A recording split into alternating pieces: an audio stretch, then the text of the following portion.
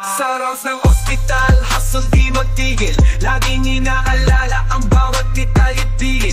Pasyente pamilya, sa kanya'y mahalaga. Kaya bawat check-up, laging may pag-asa.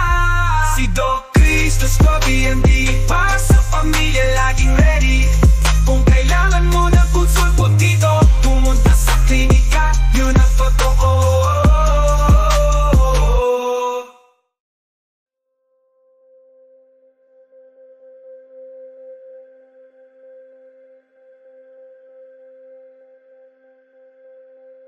Bawat tao ay may kanya-kanyang lihim. Lihim ay binabaon sa limot. Pagkakamaling ayaw ng balikan. Hanggang huli na ang lahat. Tingnan mo. Grabe. Wala naman akong pang down payment sa tuition fee ko ngayon. May nangyari ata sa probinsya kaya hindi makapagpadala si mama. Whoa. Chill. Brian. Alam mo, in a few years time, doktor ka na. Ano ko ba matagal pa yun? Ilang taon pa yun. Ang kailangan ko ngayon, pambayad ng tuition fee ko. Pambayad sa boarding house. Baon ko sa araw-araw. Ba't kasi ang mahal-mahal ng buhay? Bayaran mo naman na. Paid off. Ano ka ba? Ito, last time pa to, inutang ko lang to. Due ko na para bayaran ito. Saan naman kukuha pambayad dito? Wala no, someone. Na ano, uutang na naman ako? Hindi, pre. Legit cash to. Walang interest. Walang hidden Hindi ko alam. Oo nga. Trust me on this one, pare. Di nga. Gotcha pa naman. Tawagan ko lang siya na I'll set you up. Okay? Chill ka lang.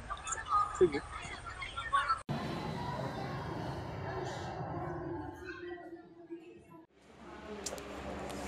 Ba't tayo andito?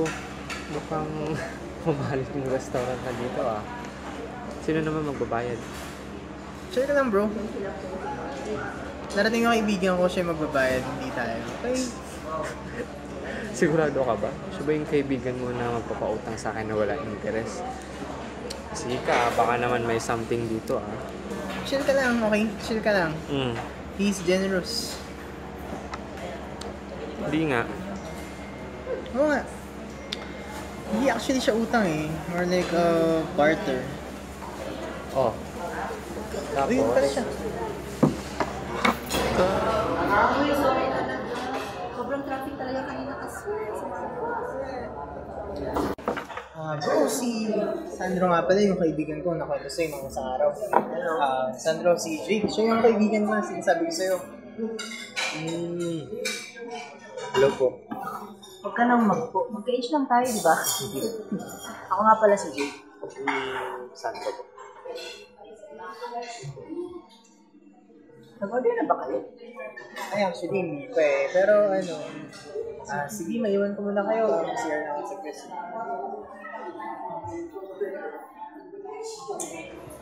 Nabanggit pala ni Alden sa akin na may money problems ka raw. Actually, meron po. Tungkol yun sa tuition fee ko kasi malapit na yung bayaran na naman. Wala pa akong pang down payment. Eh, nung nakaraan, umutang ako sa 5-6. Okay. Yun, problema, sinisingil na ako ngayon. Well, willing naman ako pautang if you let me. Sigurado kayo? But, it's not utang talaga. I prefer services. Ano yun? Magtatrabaho ko sa inyo? Something like that. If you let me, just one night. Oh. Ito. Here's my hotel number.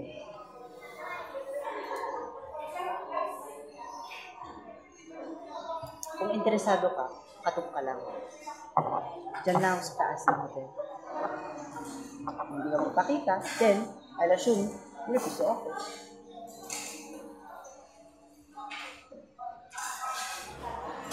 Hey bro, okay na kayo? Ano to? Ano ba sinasabi mong barter? Bro, hindi ako nakita dito. Yes, ano ba? Ano sa tingin mo sa akin, buddy? Ha? Ano? Well, it doesn't matter to me. Anyway, if you don't like the offer, then just refuse.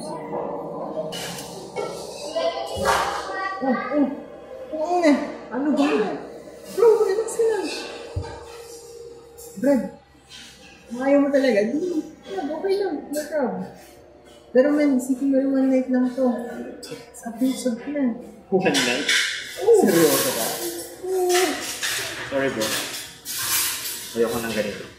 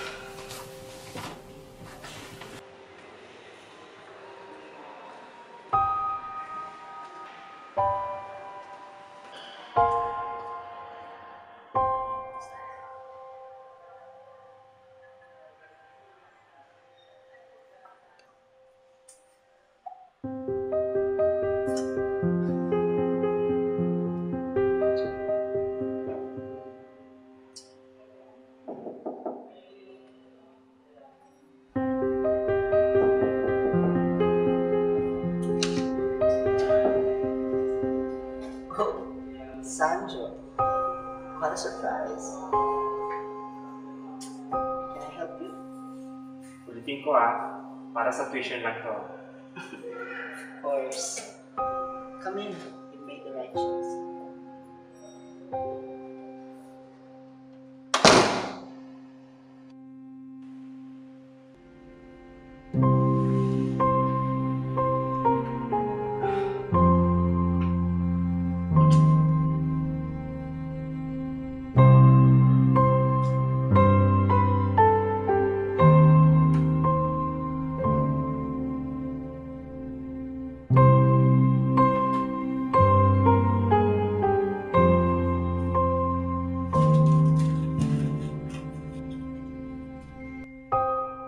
Di ko inakalang kumapit na ako sa patalim.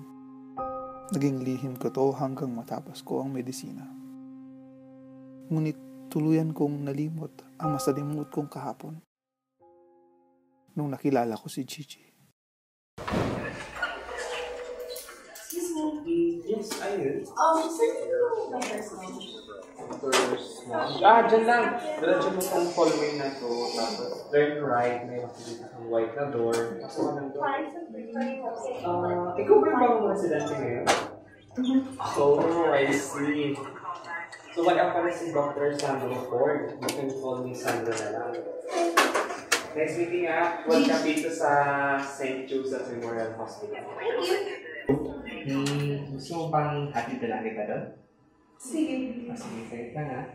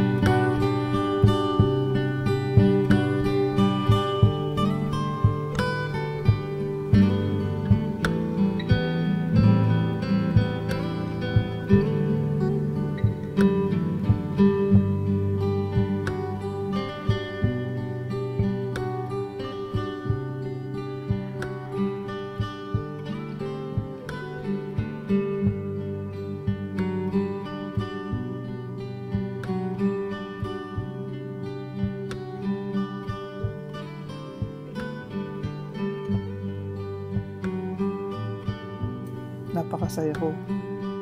Nakilala ko na si Gigi. Kanak kami, kapamilya. Akala ko wala na. Pero sadyang mapaglaro ang tadhana.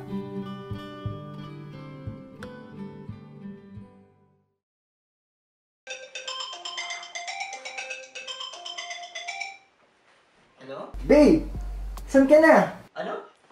Oh, come on. You're missing the actions here, oh. Babe, busy ako. Ano ba? Oh, sige.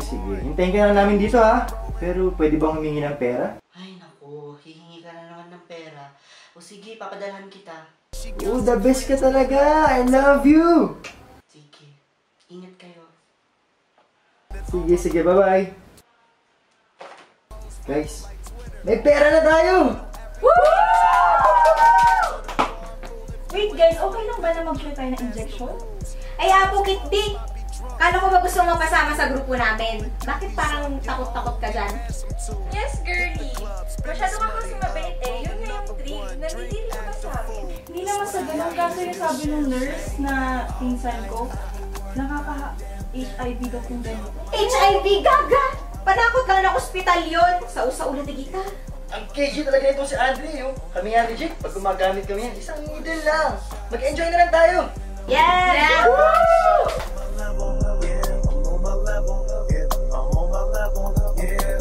Spent a couple dollars on my engine motor room when I back out the garage.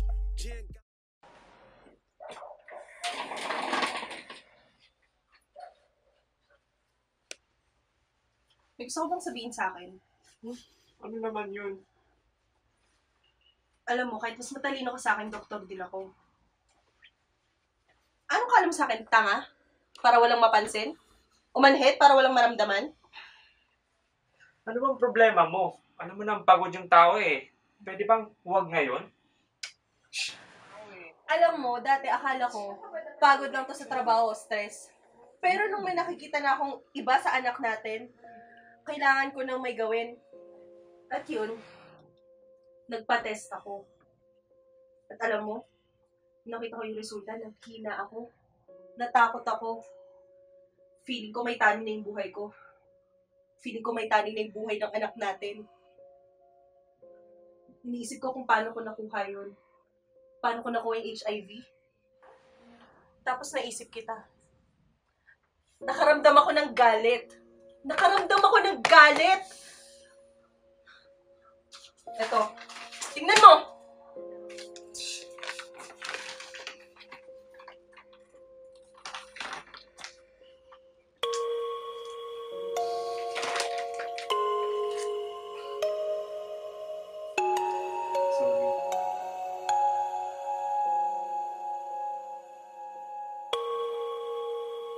Mahal kong Gigi.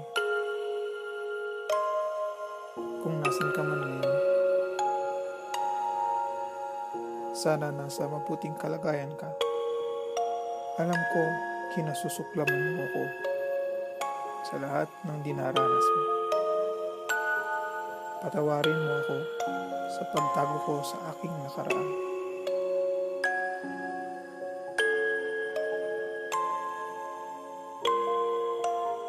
Patawarin mo ako pagkat nadamay kita sa sarili kong kasalanan.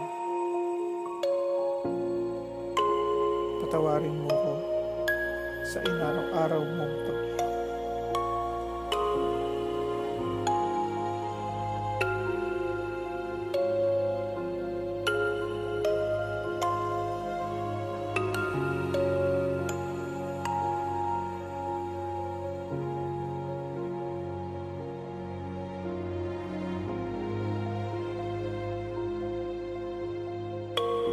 Panginoon, patawarin mo po ako.